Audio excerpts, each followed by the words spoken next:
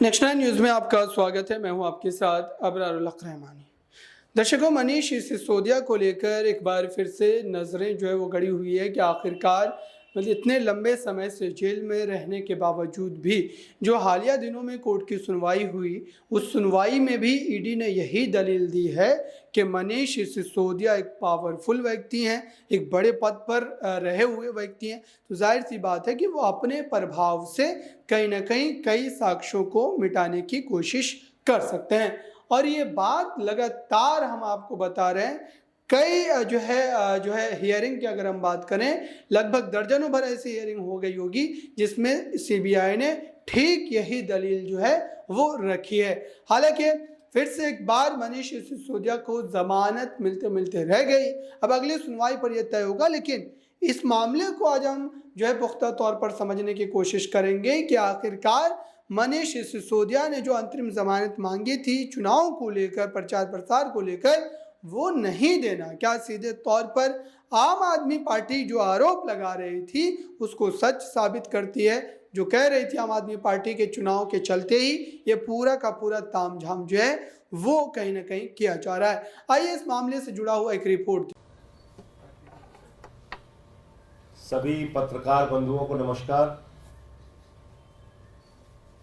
कल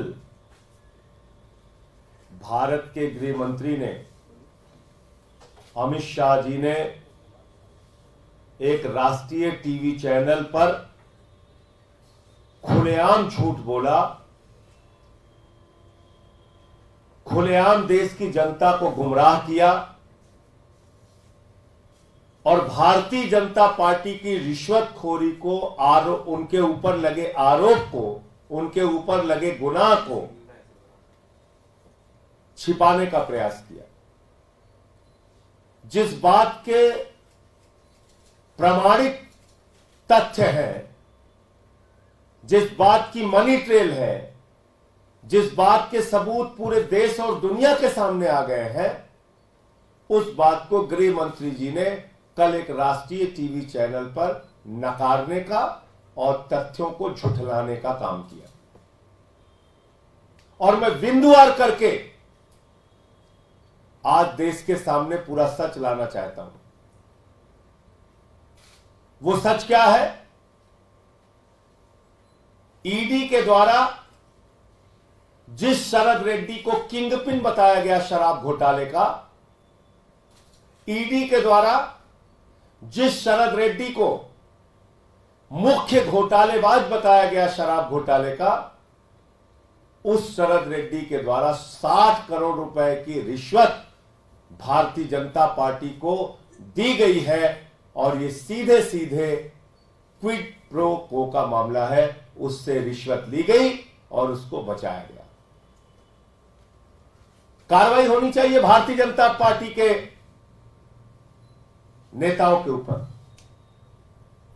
कार्रवाई होनी चाहिए बीजेपी के नेताओं के ऊपर, गिरफ्तारी उनकी होनी चाहिए। लेकिन गिरफ्तारी हो रही है अरविंद केजरीवाल की, मनीष सिसोदिया की। मुझे पकड़ के 6 महीने जेल में डाला, एक झूठा, एक बेबुनियाद केस। 500 रेड मारी गई ईडी के द्वारा और उसमें एक भी रुपए की बरामदगी न अरविंद केजरीवाल जी के घर, न मनीष सिसोदिया जी के घर। मैं अपने केस के बारे में बोल नहीं सकता। कोई संपत्ति नहीं मिली, कोई पैसा नहीं मिला। बावजूद इसके अरविंद केजरीवाल जी गिरफ्तार हो जाते हैं, मनीष सिसोदिया गिरफ्तार हो जाते हैं। सारी कार्रवाई आम आदमी पार्टी के नेताओं पर चलती है। और जब हम कहते हैं कि शरद रेड्डी ने कमल छाप, तो आपने देखा दर्शकों, आखिरकार अब क्या अगली सुनवाई में होने वाला और पिछली सुनवाई में क्या हुआ इसको समझते हैं। नाज़रीन मेरे साथ, क्या अब मनीष सिसोदिया को चुनाव तक जो है जेल में ही रहना पड़ेगा? क्योंकि एक फेज तो हो चुके हैं और जाहिर सी बात है कि आम आदमी पार्टी जो है वो अब पूरी तरीके से लड़खड़ा गई है। पार्टी का नेतृत्व कहीं ना कहीं जो है जेल में बंद है। तो जाहिर सी बात है कि तमाम तरीके की कोशिश की जा रही है मनीष सिसोदिया को जेल से बाहर लाने की। क्या लगता है आपको, कितना संभव नजर? देखिए, लोकसभा चुनाव के मद्देनज़र अगर आम आदमी पार्टी ये कोशिश कर रही है कि जो तिहाड़ जेल में वो दिग्गज नेता अगर बाहर आ जाते हैं तो बहुत अच्छा होगा दिल्ली में प्रचार प्रसार करने के लिए, दिल्ली में आम आदमी पार्टी को जिताने के लिए। इसी जद्दोजहद में आम आदमी पार्टी कोशिश करती हुई नजर आ रही है और वहीं जेल में बंद रहते हुए भी नेता कोशिश कर रहे हैं। कहा जा रहा है कि स्टार प्रचारक की लिस्ट में तो नाम भी मनीष सिसोदिया का देखने को मिला था, सत्येंद्र जैन का नाम भी था और अरविंद केजरीवाल का नाम भी शामिल था, जिससे यह यहाँ पर अंदाजा लगाया जा रहा था कि आम आदमी पार्टी को उम्मीद है कि लोकसभा चुनाव का जो पहला चरण बीत चुका है, लेकिन छठे चरण की बात करें जो दिल्ली में चुनाव होगा 26 मई को, उससे पहले यहाँ पर किसी भी नेता की रिहाई हो जाए। संजय सिंह की रिहाई के बाद उम्मीद तो अरविंद केजरीवाल को लेकर ही लगाई जा रही थी, लेकिन मनीष सिसोदिया को 1 साल से भी ज्यादा का समय तिहाड़ जेल में बंद हुए हो चुका है। बीते दिन मनीष सिसोदिया को लेकर सुनवाई होती हुई नजर आई थी और स्टार प्रचारक के रूप में रिहा होने के लिए सुनवाई होती हुई दिखाई दी थी जमानत मिलने को लेकर, लेकिन सुबह ही फैसला सामने आ गया कि यहाँ पर मनीष सिसोदिया को राहत नहीं मिल पाएगी, अगली सुनवाई की तारीख दे दी जाती है। लेकिन जहां तक लगता है कि करोड़ों के धांधली का आरोप लगाते हुए ईडी अधिकारी अभी तक उन सरकारी गवाहों के आधार पर कोई सबूत कोर्ट में पेश क्यों नहीं कर पाए। यहाँ पर कई नामों का जिक्र किया गया, उन्हें सरकारी गवाह बनाया गया, यहाँ पर 338 करोड़ तक पहुंचाई गई रकम, लेकिन उस रकम का ब्यौरा कोर्ट में आज तक पेश नहीं हो पाया है। आज भी मनीष सिसोदिया की रिहाई को लेकर ईडी अधिकारी ये कहते हुए नजर आ रहे थे कि जो हमारी जांच है वो आखिरी पायदान पर आ चुकी है और आखिरी पायदान पर आते हुए अगर हम किसी को रिहाई दे देते हैं या अंतरिम जमानत दे देंगे तो बहुत बड़ा नुकसान होगा, खतरा साबित हो सकता है। ऐसे में सबूतों के साथ छेड़छाड़ की जा सकती है। ये दलीलें कोर्ट में ईडी अधिकारी पेश कर रहे हैं, लेकिन कोर्ट की तरफ से सिर्फ और सिर्फ मनीष सिसोदिया को राहत मिलने की बजाय यहाँ पर उनके ऊपर खतरा मंडराता हुआ नजर आ रहा है। वहीं अरविंद केजरीवाल की बात करें तो अरविंद केजरीवाल के खाने को लेकर विवाद छिड़ जाता है। ये कहा जा रहा है कि आम आदमी पार्टी की तरफ से कि तिहाड़ जेल में रहते हुए अरविंद केजरीवाल की जान को खतरा है, जानबूझकर अरविंद केजरीवाल को बीमार करने की साजिश रची जा रही है। वो साजिश जो एक वक्त पर मुख्तार अंसारी यहाँ पर जताते हुए नजर आ रहा है, तो उनका परिवार जताता हुआ नजर आ रहा था कि जहर दिया गया है जेल में रहते हुए, वही चीजें आम आदमी पार्टी की तरफ से कही जा रही है। तो राहत की बात है कि कोर्ट क्या फैसला सुनाता हुआ नजर आएगा, लेकिन ईडी अधिकारियों की पोल लगातार कोर्ट में खुल भी रही है, फटकार भी लग रही है, लेकिन उसके बावजूद भी राहत मिलती हुई नजर नहीं आ रही। लेकिन लगता है कि अगली सुनवाई तक हो सकता है कि मनीष सिसोदिया को राहत मिलती हुई नजर आए। बिल्कुल दर्शकों, ये नज़रें बनी हुई है। आखिरकार अब तक जो सीबीआई ने दलीलें रखी है उससे यही लगता है कि फ़िलहाल तो ज़मानत मिल पाना मुश्किल है, लेकिन जो आम आदमी पार्टी के आरोप हैं वो भी आप एक बार ज़रूर सुनिए कि उन्होंने कहा कि इलेक्टोरल बॉन्ड की डिटेल जारी करो, तब ये पता चला कि ये तो रिश्वतखोरी शराब घोटाले में भाजपा ने खाई है।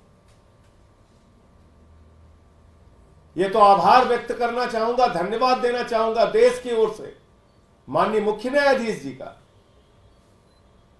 कि उन्होंने कहा कि नहीं, इलेक्टोरल बॉन्ड अनकॉन्स्टिट्यूशनल है। 5 जजों की बेंच ने कहा ये असंवैधानिक है, असंवैधानिक है, अवैधानिक है, इलीगल है, इसको जारी करो। और उसको खुलेआम प्रधानमंत्री जी भी डिफेंड कर रहे हैं और अमित शाह भी डिफेंड कर रहे हैं, रिश्वतखोरी के पक्ष में मजबूती से खड़े हुए। अब मैं आपको बिंदुवार करके बताता हूं। ये जो शरद चंद्र रेड्डी है, इसने जब इसको दिल्ली में ठेका मिला उसके बाद नवंबर 2021 से लेके जुलाई 2022 के बीच में इसने 5 जनवरी को 3 करोड़ चंदा बीजेपी को दिया, 12 जनवरी को 3 करोड़ चंदा बीजेपी को दिया, 2 जुलाई को 1.5 करोड़ रुपए चंदा बीजेपी को दिया, 12 जुलाई को 1.5 करोड़ रुपए चंदा बीजेपी को दिया। ये कब दिया? जब उसका ठेका यहां पे चल रहा था तो भारतीय जनता पार्टी को रिश्वत खिला रहा था वो, उस समय। ये उसकी तारीख हो गई। अब आ जाइए 9 नवंबर 2022 को उसको तो आपने सुना दर्शकों, आखिरकार लंबे समय से ये मामला लगातार खिंचता चला जा रहा है और इसको लेकर के जो लड़ाई है वो सड़कों पर भी आ गई है।